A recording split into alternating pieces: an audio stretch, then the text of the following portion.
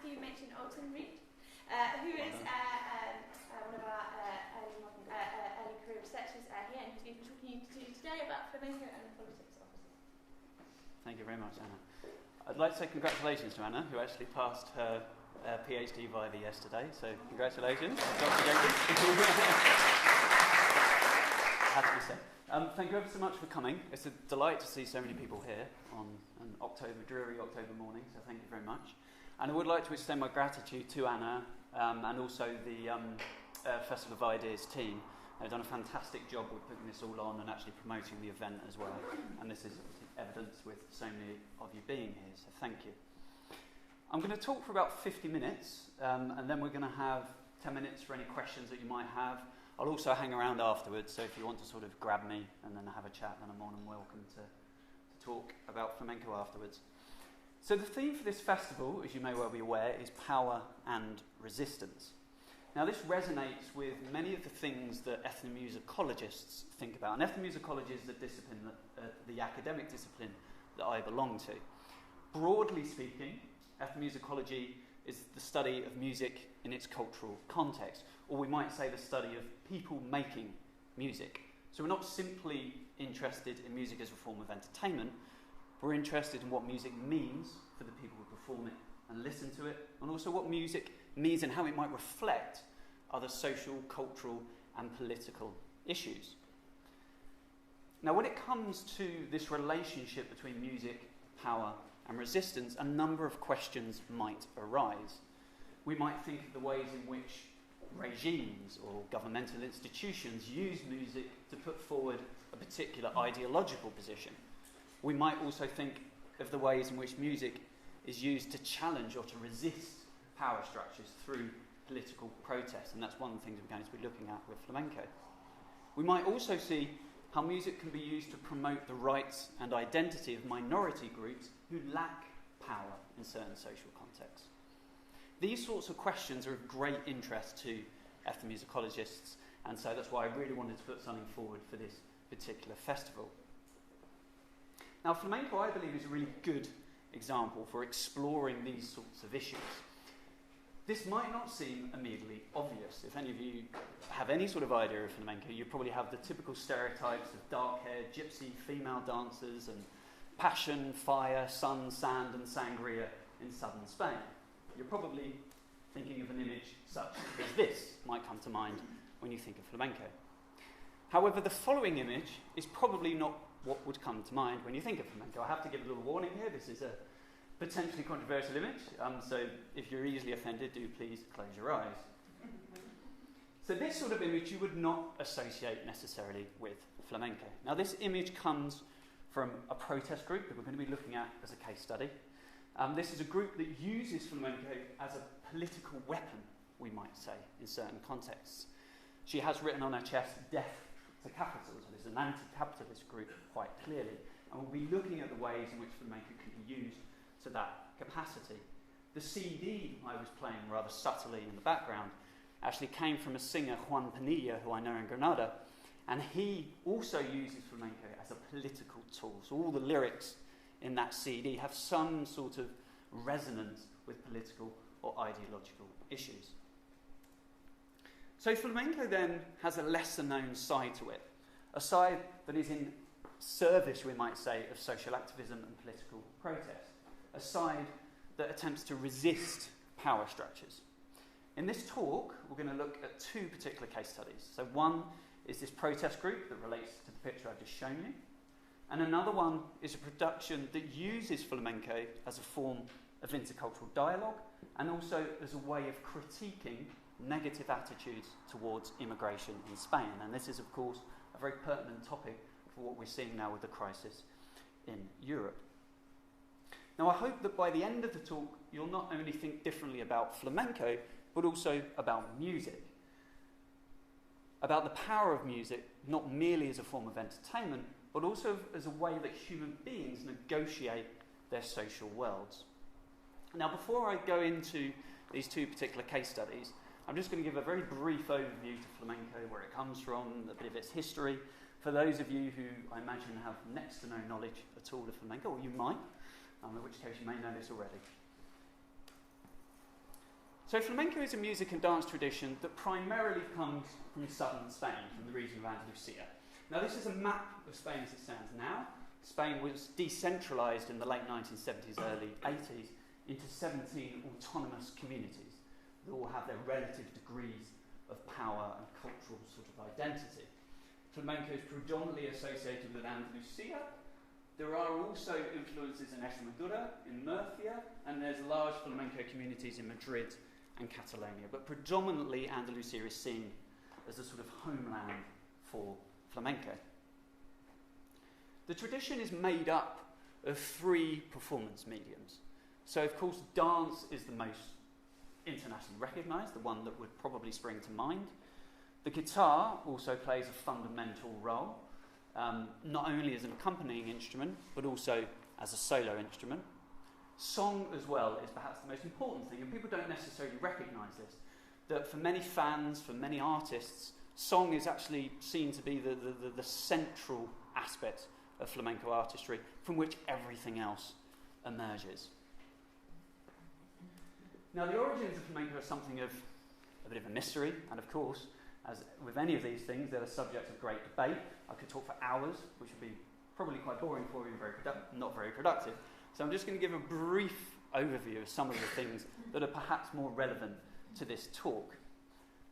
Now, in reality, it might surprise you to know that flamenco is actually a relatively recent tradition as a consolidated genre of music and dance.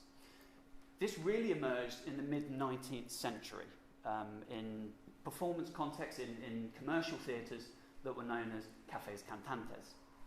However, of course, a musical tradition doesn't spring from anywhere. And a lot of the early song styles, a lot of the musical traditions that fed into flamenco, we might say, come back from go back much further. Flamenco really is an amalgamation of a whole range of different cultural influences that we can find, particularly throughout southern Spain's history, from Phoenicians, Romans, Byzantines, Visigoths, and so on. But the most fundamental aspect that many people believe led into the development of flamenco is the Islamic occupation of Spain, which stretched from 711 until 1492. We'll be talking a bit more about this later. But it's believed that an Arabic presence within Spain left a mark on the development of flamenco, and that the tradition today can sort of gives traces to this history. But also during the Islamic occupation of Spain, we had a number of Sephardic Jews who lived there. They were expelled in 1492 after the Catholic reconquest, but they too, people argue, have left a mark, a legacy on flamenco artistry.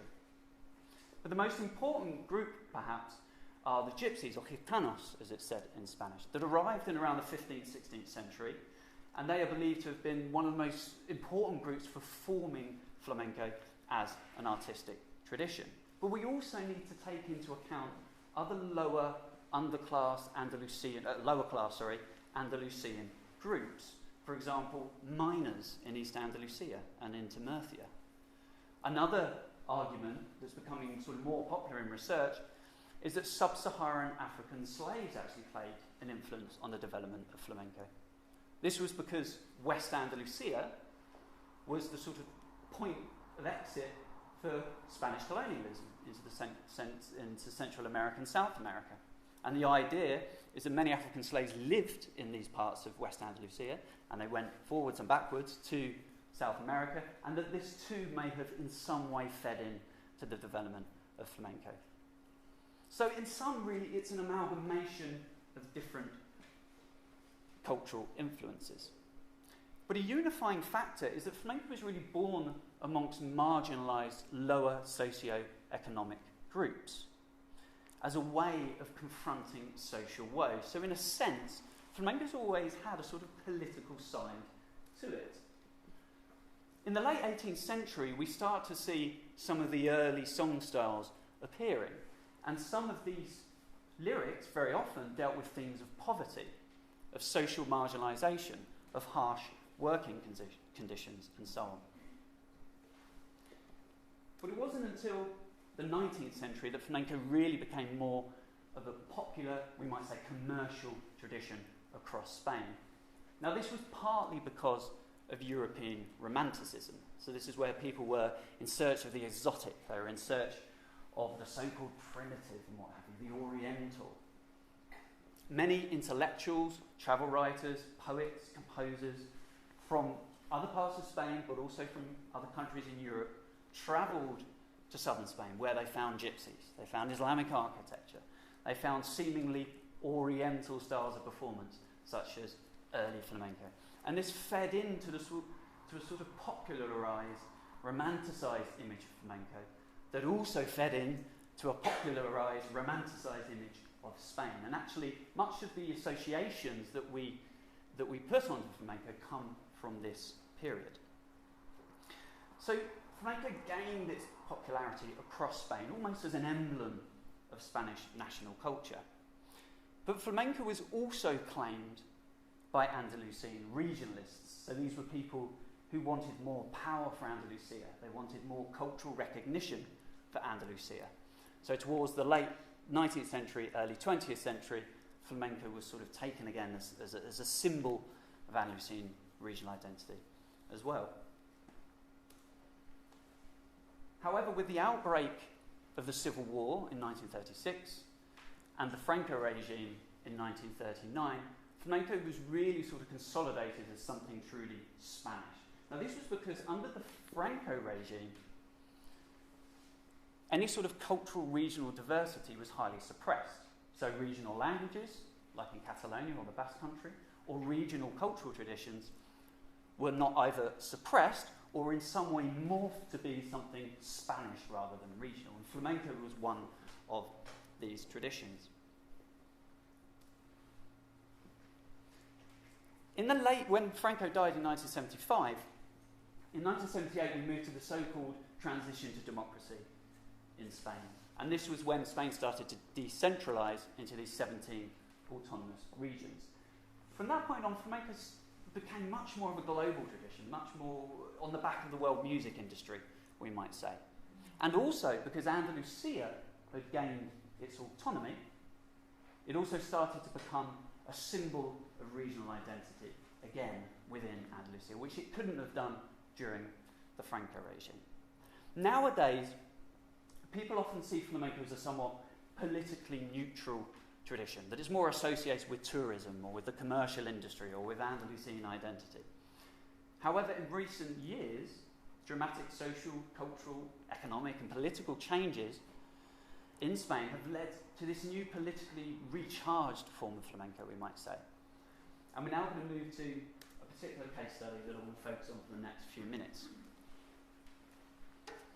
So this is a group called Flow 6x8. Flow is a shorthand for flamenco. 6x8 is a rhythmic structure that's often used in flamenco performance. So this is a flash mob group, meaning that they engage in... A flash mob is a group that engages in performances. It could be music, it could be theatre, in a public setting, usually for some sort of promotional purposes, but also increasingly for political the purposes of political protest, and then they'll quickly disperse again. Now, this particular group began in 2008, but they gained a lot more popularity following the so-called 15th of May, or the Indignados movement in Spain. So I have a sort of error message up there. Let's get rid of this. That I can see, but you can't. There we go. Okay, so the group became a lot more popular, a lot more prominent on the back of this movement. So Indignados means the outraged people, effectively. So this was a movement that began in 2011. It was a huge political movement that swept across the whole of Spain, with around about 8 million people being engaged in it. It's ongoing, really, but it was more prominent back then. And it was a movement that was essentially against austerity.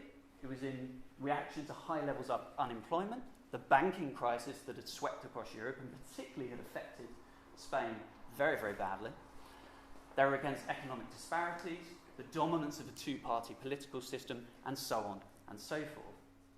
Now, Flow 6x8, the flash mob group, I'm going to call them Flow, it's a bit easier.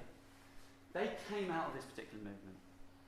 And from this movement, they started to organise and choreograph performances, particularly in banks and even in the Andalusian parliament.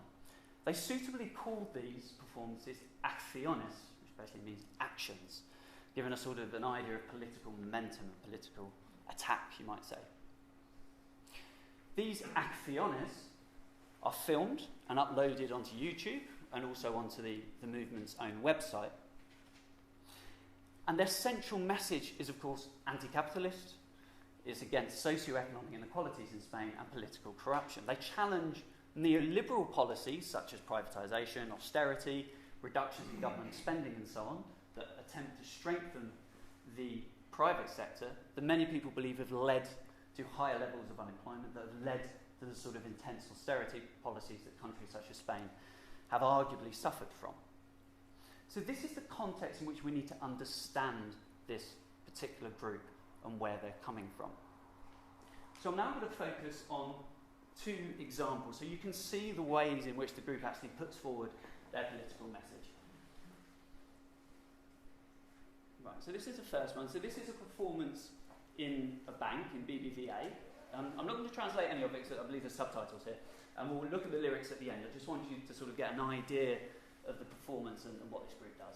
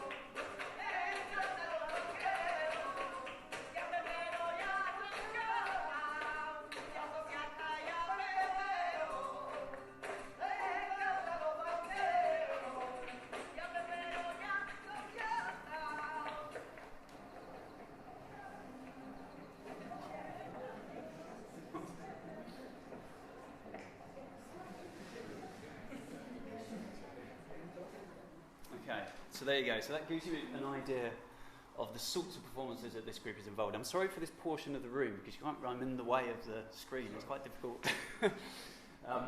So this little bit of text at the end gives the sort of context for this particular protest group. So I'll just translate this for you. So the main Spanish bankers, pressurised by the international banking system, demanded the Spanish government in May 2012 the rescue of Bankia with European funds. So Bankia is a Spanish conglomerate. Since then, in Spain, we are captives of the Troika.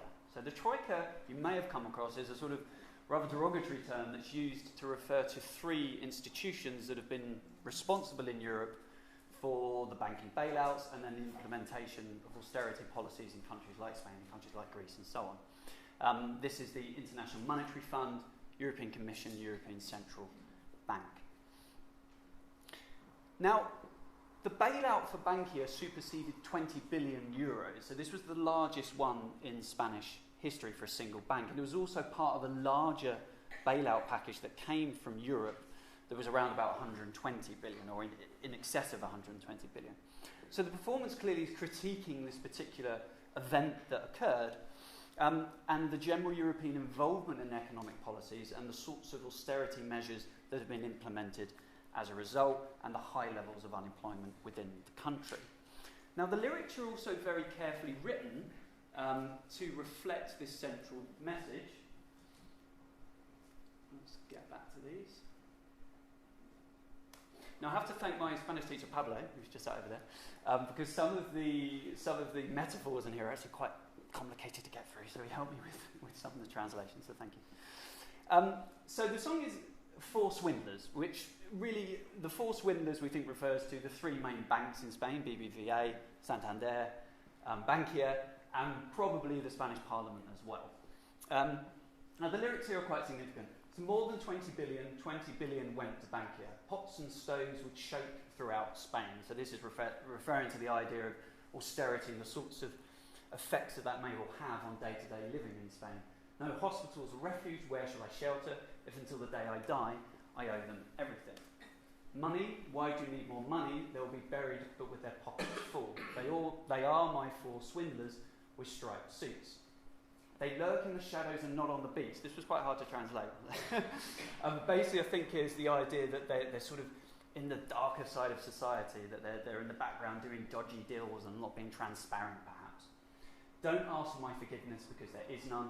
And PP and Soy love the bankers. Now, this last lyric, this last line, is a direct attack on the political establishment. So PP, Partido Popular, the Popular Party, is a centre-right, effectively the Conservatives, that are in power in the Spanish central government. PSOE is a centre-left, the Spanish Workers' Party, effectively like Labour, that are in power in the regional government in Andalusia. Now, the group here is critiquing the political establishment and the idea that these two groups, the centre ground in politics, can't be distinguished anymore. And we can resonate with that in the UK. There's been similar criticisms as well.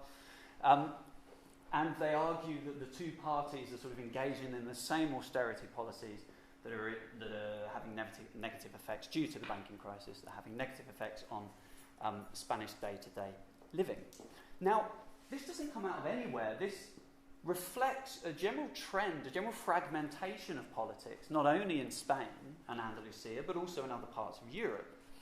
In Andalusia, in 2015, in the regional elections, PP, the Conservative Party, lost quite a lot of power. They normally do, but they've lost even more.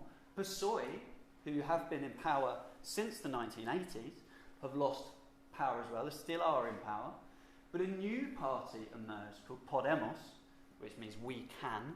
This is effectively an anti-austerity party that grew directly out of the 15th of May protest movements in 2011 that I mentioned earlier. So this was a political party that grew out of a grassroots movement and that are now sort of showing their face on the Spanish political scene. They've gained quite immense popularity over the short number of years that they've actually been going. So this is what this song is reflecting. This is how this song is sort of fitting into the wider social context. In June 2014, Flow stepped it up a gear and took their performances to the public gallery of the Andalusian Parliament. So I just want to show you this particular video, because I think it's great.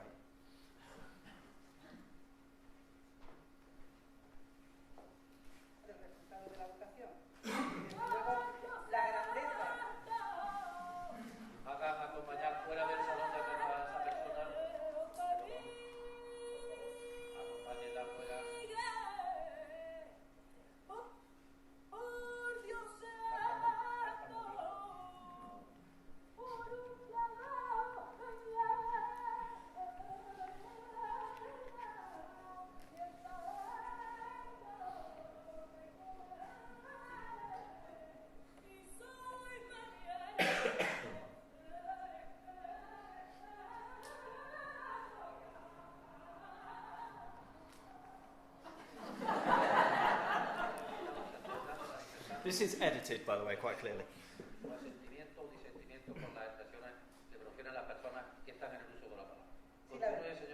Muchas gracias, señor presidente. Como decía, desde luego no vamos a incurrir en la contradicción por quedar bien con nadie.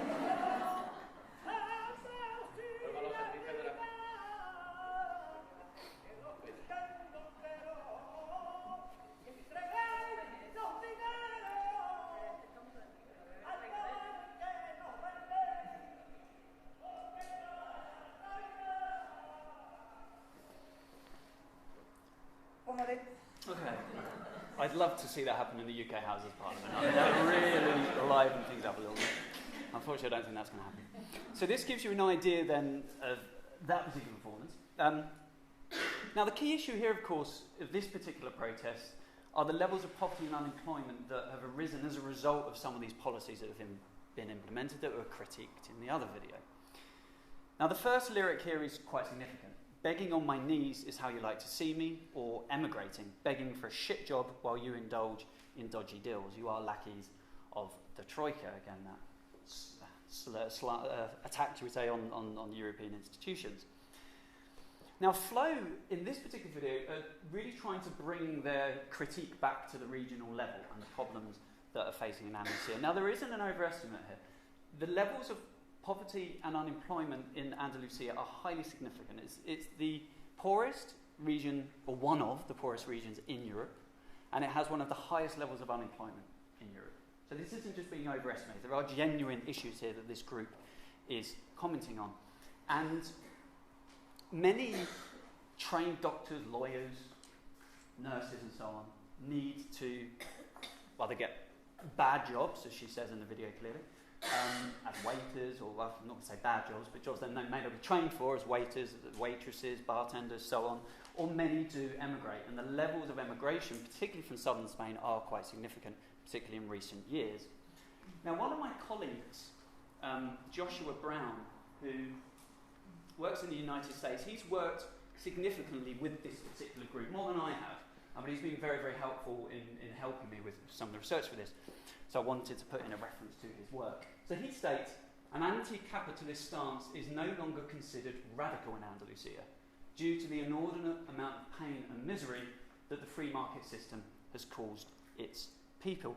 Now this might sound a little strong, and I'm sure that many Andalusians simply don't agree with this statement, and I'm sure that many Andalusians don't agree with the actions of this particular group. But it does illustrate the context in which we need to understand Flow 6x8. They're not simply a peripheral, anarchist, anti-establishment group, but they do actually reflect a growing public opinion in Andalusia that challenges the status quo and that challenges current economic, political systems of power. The group is also interesting because it forces us to think a little differently about flamenco. So lyrics are, of course, the main way you might think that the political message is being put across. But the message is also being put forward through the flamenco body. So we might say that the body in this performance is a site of resistance. So Flow uses the body predominantly through dance, but also through the song, to claim these controlled so-called capitalist spaces, such as banks. They're defying the usual social norms and behaviours that we might associate with these particular settings. So the message of the performances is conveyed in the actual places that the group intends to critique. They directly challenge and resist economic, political structures of power in the places that those structures of power are created, in the banks, if that makes any sense, in the banks and in Parliament. Now, the use of the body also serves another purpose. It challenges typical stereotypes of femininity in flamenco. Now, as I mentioned earlier, flamenco is normally associated with a sort of quite exotic, seductive, passionate image of a female dancer quite often. There are male dancers, of course, but this is the sort of alluring image that tends to dominate in representations of flamenco.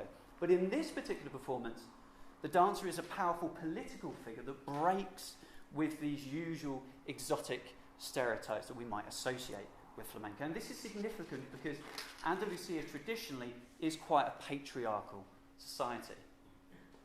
But ultimately, Flow 6x8 want to repoliticize flamenco, to break from its usual stereotypes, to bring back its political potential that there was during the Franco regime, when some people used flamenco to contest the Franco regime, to try to bring it back to its origins where it came from sort of lower socio-economic groups. This is their ultimate aim.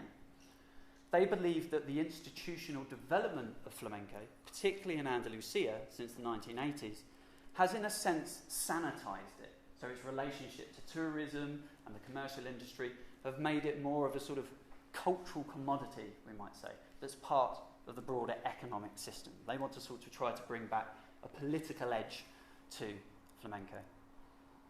However, in the last year, the activities of the group actually seem to have ceased, at least as far as I can tell. Their last performance was in the end of 2014, I believe, at university. Now, this may largely be because of a new gag law that was introduced in Spain in 2015. As a response to the growing sort of political protest that I've mentioned from 2011, the government now, in theory, can prosecute unlicensed demonstrations, protests online, and disrespect to the police. So, for example, a man was recently fined because he called his local police force lazy on Facebook. So the UN have criticised this as being against human rights and freedom of speech, and some people compared this to the sorts of censorships that we may have seen in the Franco regime. So it's quite a controversial policy that has been included, and it seems that it's had an effect on the activities of this group. So quite how they will continue their message remains to be seen.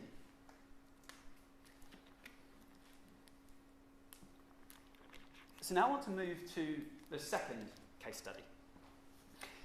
Now, another issue that Spain faces, and of course the whole of Europe, and perhaps the most challenging issue for Europe today, is of course the migrant crisis.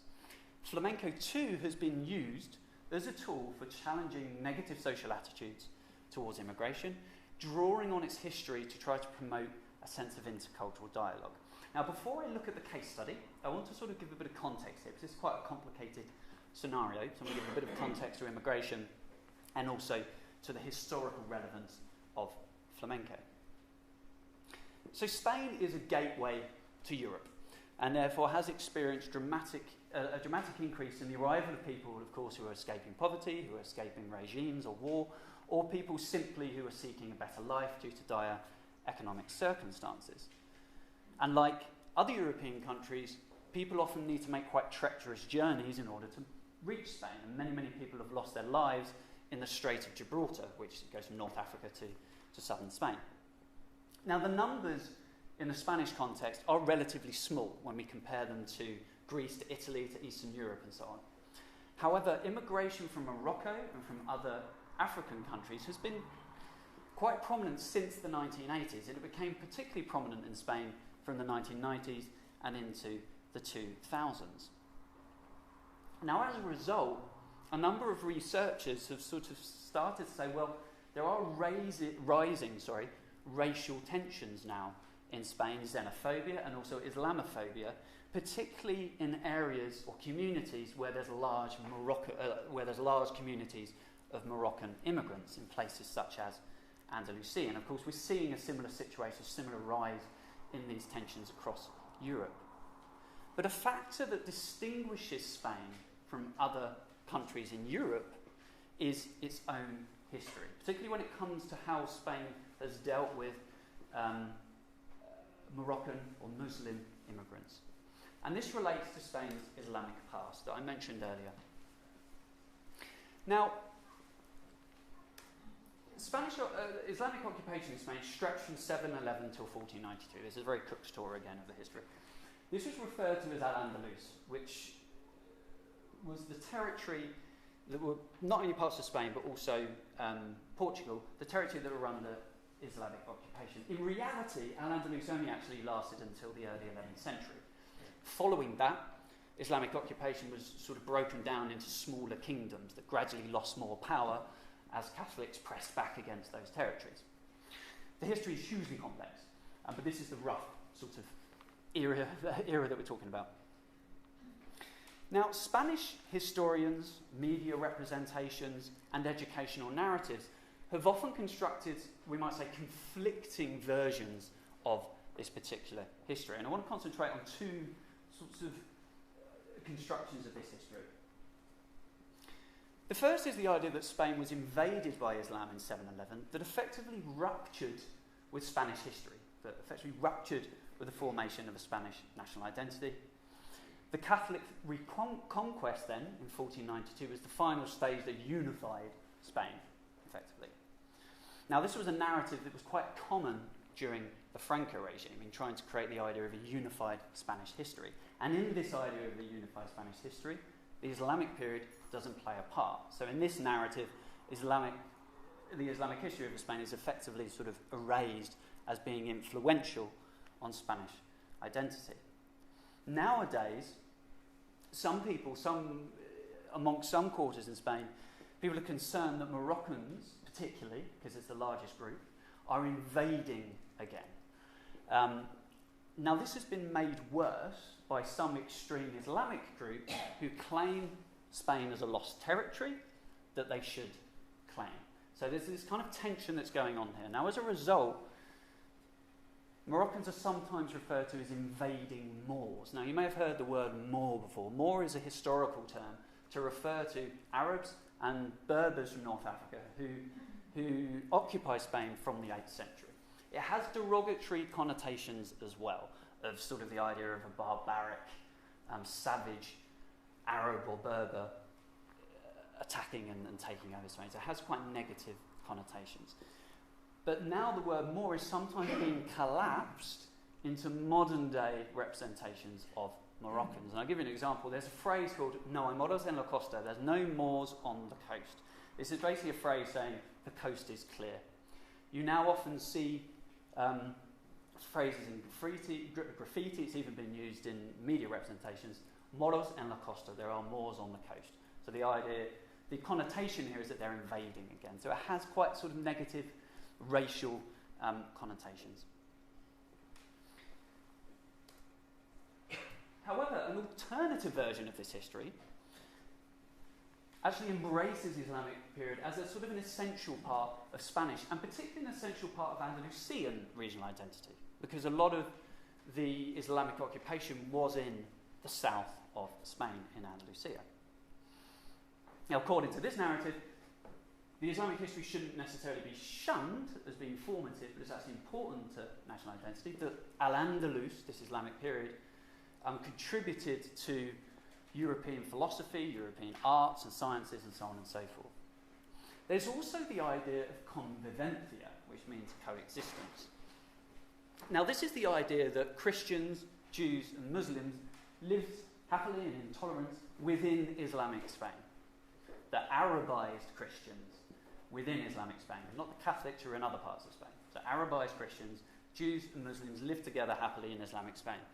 Now, of course, it's far more complicated than that. Some people completely ridicule the idea and say that, well, no, there was no level of tolerance. It was an Islamic occupation, and Jews and citizens were Jews and Christians were second-class citizens. Some people valorize it and say, yes, this was the most wonderful period in our history. Others take a more pragmatic view and say, yes, there were levels of tolerance, there were levels of social interaction, but there are also levels of resistance and violence and so on. Whatever the historical truth, this has become quite a powerful story, we might say, from modern-day multiculturalism almost in Spain, and particularly in Andalusia. And some educational programs, historical foundations, and the tourism industry as well play on this idea of coexistence in Islamic Spain as a sort of way of trying to promote dialogue, trying to represent a better image, we might say. But some argue that this is almost a bit of historical idealism, that convivencia is part of the past and that it's not actually made relevant for immigrants and communities in the present, that it's not part of social reality. It's simply used for tourism or for sort of representations of Andalusian identity. However, there are instances in which this history is being used at a more, we might say, grassroots level to try to promote dialogue, particularly between Andalusian Spaniards and Moroccans. And flamenco, I argue, is one way in which this is being achieved. So why then flamenco? What is it about flamenco in particular? Now, I mentioned earlier that flamenco is believed to have links to the Arabic past, that flamenco was born in a sense of intercultural dialogue between different groups. So that's one factor. But also people argue that flamenco has tangible similarities and that flamenco can trace its heritage back to musical traditions that originated in Al-Andalus that now exist in North Africa, particularly in Morocco. So this is one of the arguments that comes through. Now, of course, to prove whether this is true is very, very difficult. Yes, there may be some similarities between the different traditions, but it's very difficult to determine. It's very difficult to trace any form of heritage. But in a sense, that doesn't matter. What is powerful is the actual notion that they're connected and what that can mean socially. As a result, some musicians, flamenco musicians, Moroccan musicians, have come together in sort of musical collaborations, which is often referred to as flamenco Andalusi. So this is mixing flamenco with the musical traditions from Al-Andalus that now exist in Africa. And I'm going to play you a very short example because I'm running out of time. As usual, I'm talking for too long.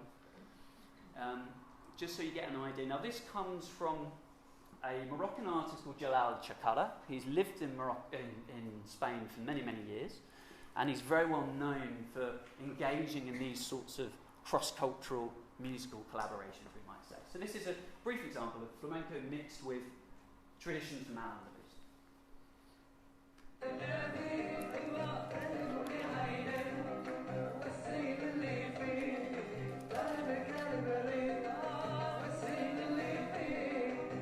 Okay, that's what we're going to get, sorry.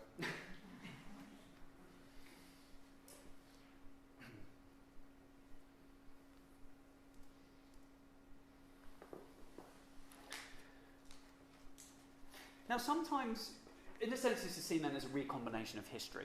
Now, sometimes, I've spoke to a lot of people about this, a lot of musicians and promoters and what have you, and some people see it as a bit of a forced connection. It's a bit sort of romantic. It's not really socially relevant. But actually, there's contexts in which this collaboration is being used, again, like the political group that we looked earlier, to have a directly socially engaged purpose. And we're now going to look at a particular performance that was called Inmigración, so immigration. Now, this was a show that actually it was actually produced and performed in 2003, so it's relatively old now, but I think it's more pertinent today than it perhaps even was back in 2003, which is why I wanted to bring it to this particular presentation. The show was produced by and directed and led by Ángeles Gabaldón, who's a dancer, and her group. And it was also broadcast online to over 50,000 people. And this was the first time that a flamenco performance had this. So it was broadcast in other parts of Spain, in the UK, in America, and various other countries, in South American countries as well. Now, the message essentially of the show was the denunciation of human trafficking, of the deaths in the Mediterranean, that at this time in 2003 were more and more on the news in Spain, and also denouncing the rises in racism that we were seeing in Spain.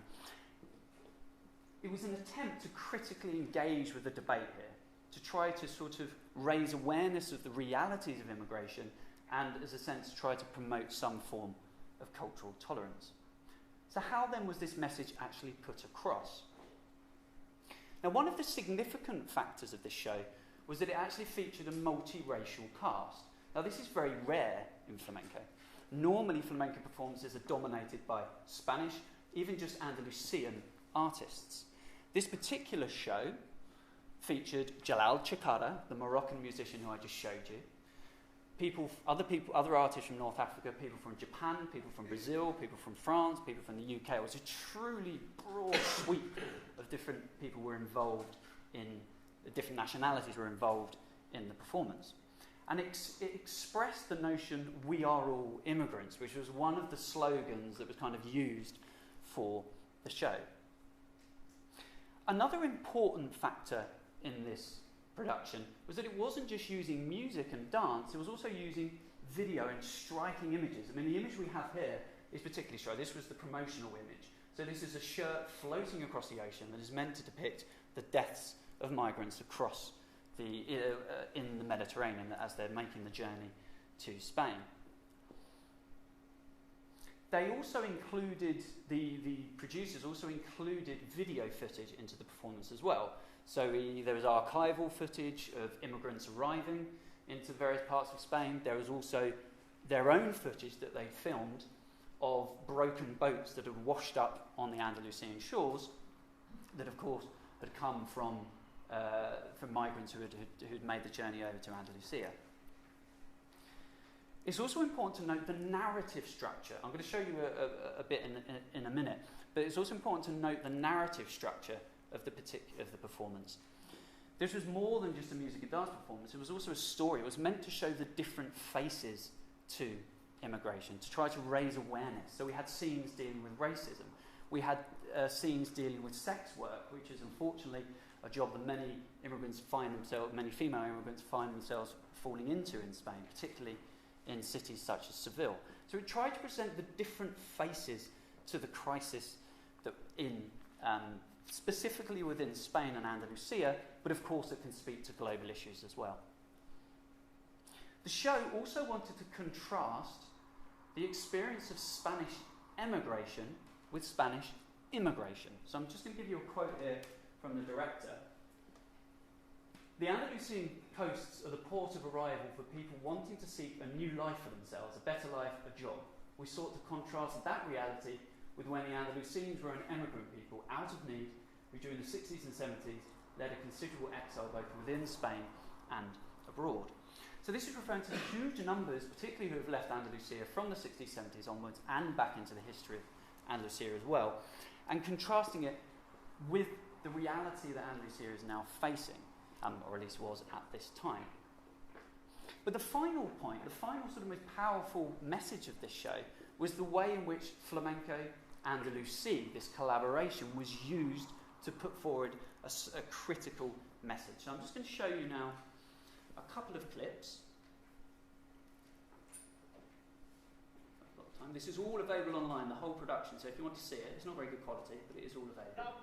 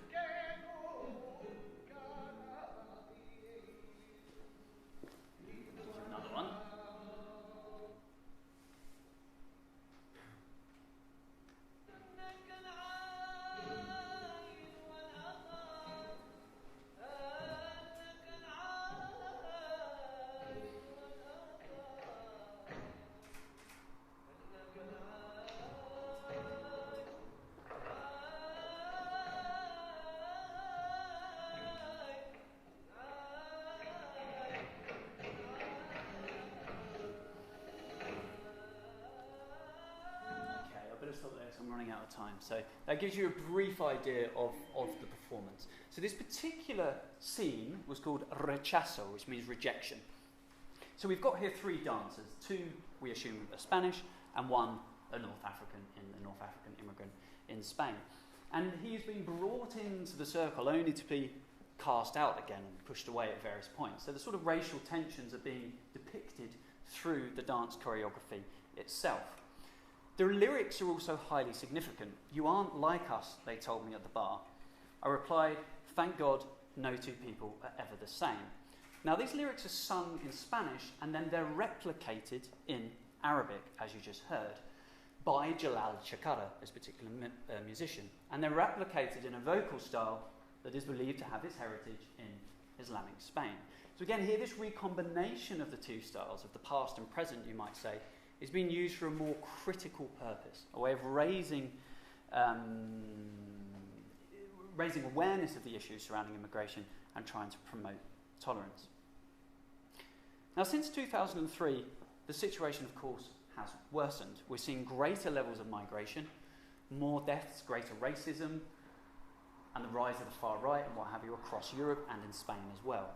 But in this context, in recent years, there's actually been an increase in collaborations between Spanish musicians and Moroccan musicians, and that forms the crux of my research now, to look at these performances, how they're put together, what they mean for the different performers, how they're going about doing their day-to-day musicking, we might say, and what it means for modern-day immigration in Andalusia.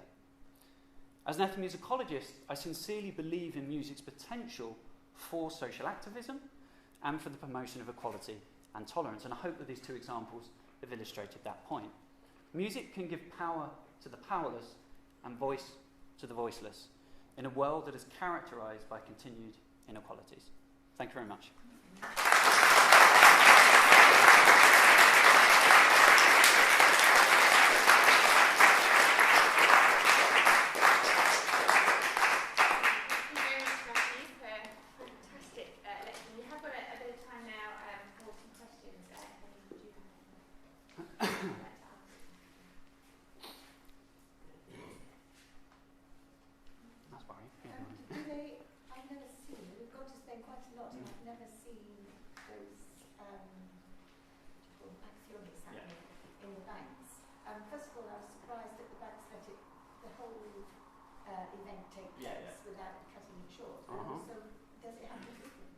Now, no. There's a number of videos up there, quite the numbers of the performances, I don't know, to be honest. There's been several, and if you look on YouTube, if you look on the group's website, there's quite a number of videos that have been uploaded. There's actually, interestingly, videos, if you search hard enough, showing them where they're getting shepherded out of the bank by security. So clearly there are instances. Some of them are edited, so it's quite difficult to sort of determine exactly at what point they may well have been thrown out, because the videos are edited. In certain instances like this one, they do what they do and then they leave, and the banks need to go about their business. They gain quite a lot of press coverage and popularity, so I suspect that in a certain sense, the banks, if they saw it happening, they were probably already aware of it, and they may well have been prepped to say, just let us do it. And that's a hunch. I don't know whether that's true. That's a hunch, that they just let it happen, and then but in the initial stages, they were being shepherded out, and you can find videos of that, which is quite interesting to watch.